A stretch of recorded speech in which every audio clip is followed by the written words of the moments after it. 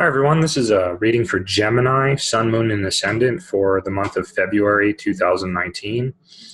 And I'm using a new tarot spread that I came up with, just like for the other videos.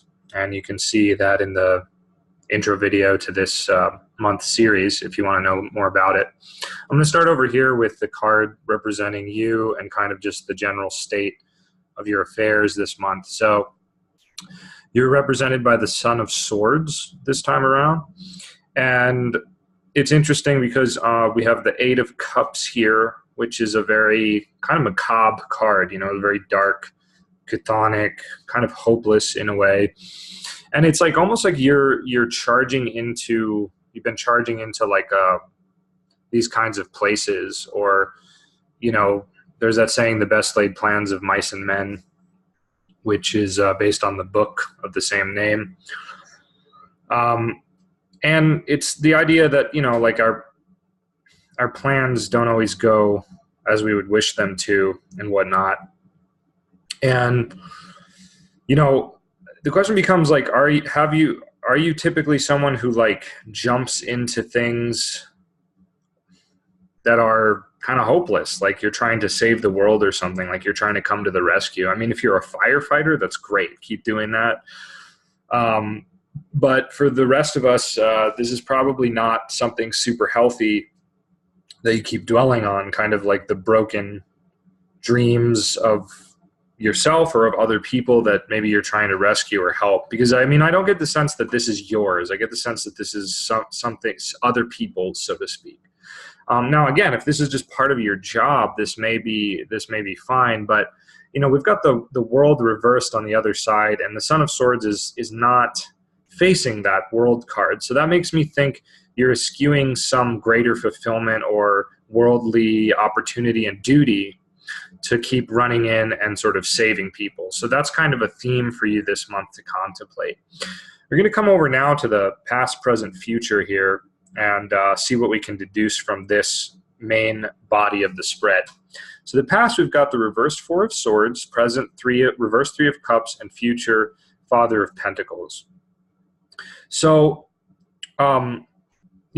this reading actually, I mean, there's what's very interesting is that the Aries, the Taurus, and the Gemini spreads that I've done thus far all feature the Son of Swords.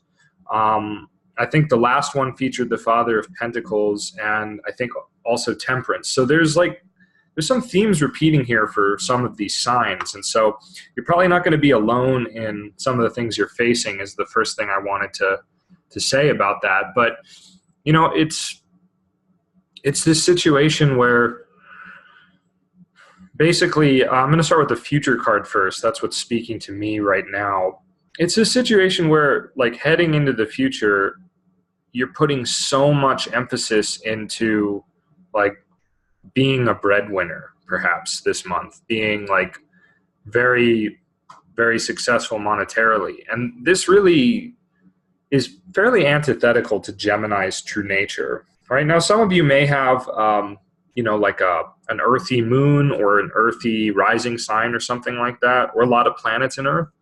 And, so you may want to think about this a little differently. But as far as just Gemini goes, right, if we were thinking about, let's say, Taurus and Capricorn, well, that's the 12th sign from Gemini, and Capricorn's the 8th sign from Gemini, right? So they're not really very supportive of Gemini. Gemini's pursuit of knowledge and contacts and experiences and just to learn things and to sort of piece things together, right? So in a sense, you're headed into the future in a way that's like antithetical to like who you really are and what you really are and whatnot, if that makes sense. And below it, we have the Daughter of Swords, which suggests that the advice for moving into the future, instead of just like pouring all of your energy into trying to be some like successful entrepreneur, breadwinner type that, it is not really as much your nature. It's a very serious card, right? A very serious energy here is the Daughter of Swords, which is basically, on the one hand, this could be a complementary person to yourself, because Son of Swords, Daughter of Swords, right? So these could be these could be very, very complementary people, right? Meaning that it could be like a relationship or something like that, of course. But I see it more as approaching instead of running into like this sort of corporate job kind of vibe of an environment, or trying to become like your father or like some, quote unquote highly successful person, right? Is to instead find that peace within that you are neglecting. Like find the balance, because the Son of Swords wants to just go for things kind of nonstop, but the daughter is calm and pauses and sort of reviews her options. Very, very objective card, and very much learning more passively. The Son of Swords wants to tackle things head on. The Daughter of Swords is allowing herself to take in things, assess things, and see what they really are. And so it's almost like you're just being overly active, overly male, we could say, masculine energy, right? Yang energy, expansive energy. So there's the advice is kind of like find a balance between work and play, let's say. Don't just like try to transform into this earthy creature that is really not going to encourage your fundamental nature and happiness. In the past, the reversed Four of Swords, that's interesting. So that's like, this card is typically about like a pause in things and like a rest, kind of like a reflection and a state of vulnerability. So it's possible that in the recent past or whatnot, like at least what'll be weighing on you from the past during this month is that there was some kind of pause that occurred that left you vulnerable.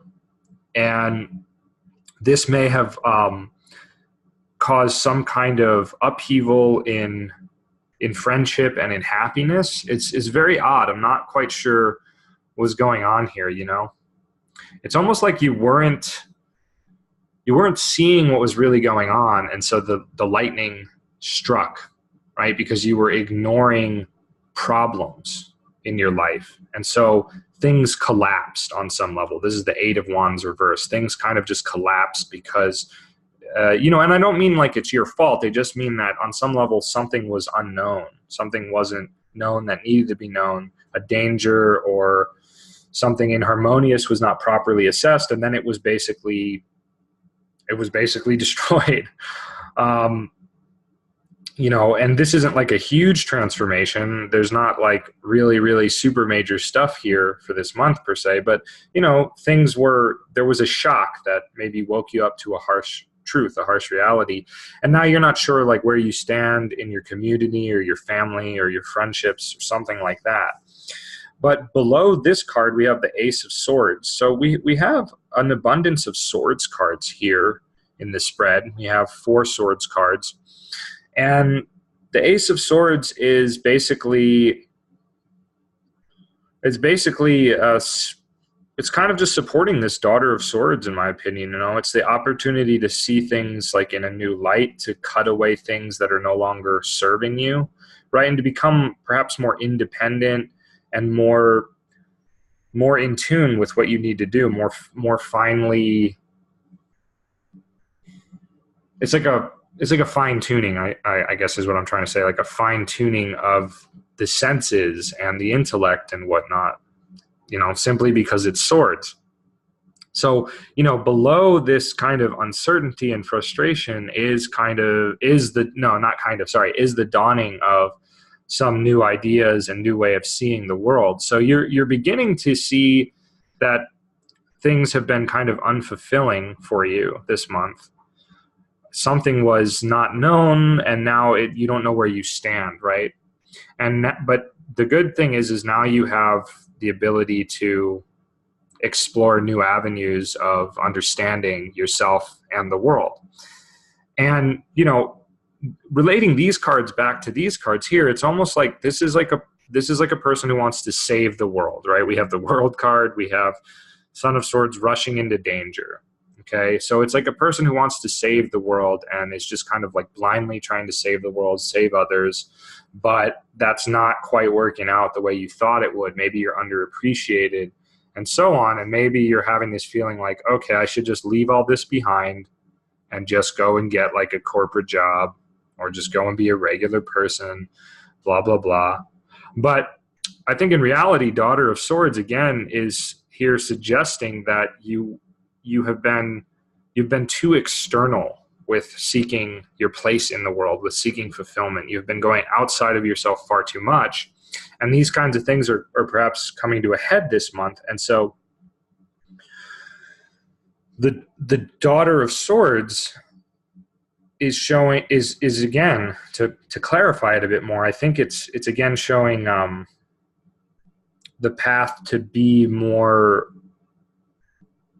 balanced in how you approach the world and how you do things. Like, instead of always rushing into this scenario, this clusterfuck, right?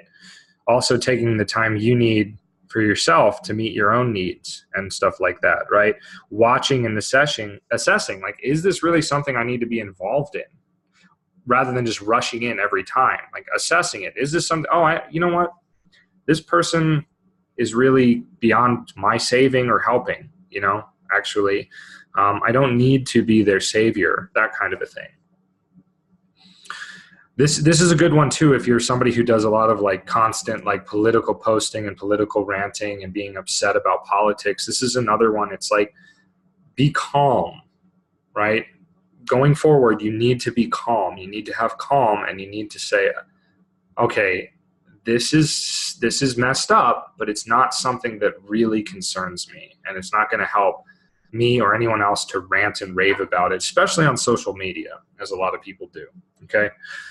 Temperance, the final card I have yet to talk about, sort of summing up the whole thing, right, and kind of providing us with additional advice is it's a perfect alignment with this daughter and son dichotomy here.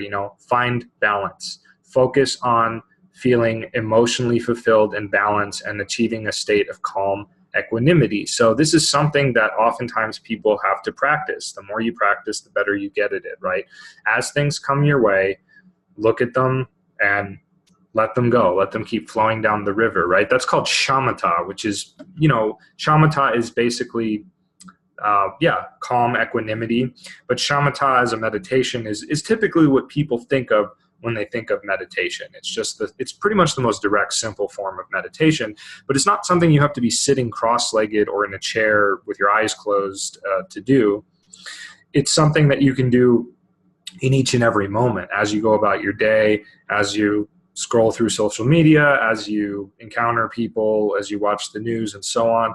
The calm equanimity of just saying, oh, okay, that's cool, or that's fucked, and just letting it go. Not getting drawn into it, not trying to save the world and that kind of a thing. In this way, you can actually bring balance to your own life without really consciously having to think about it so much, right? Just by doing this exercise of shamatha throughout your day. And, some of you might want to do that a little bit in the morning or evening as a more formal practice.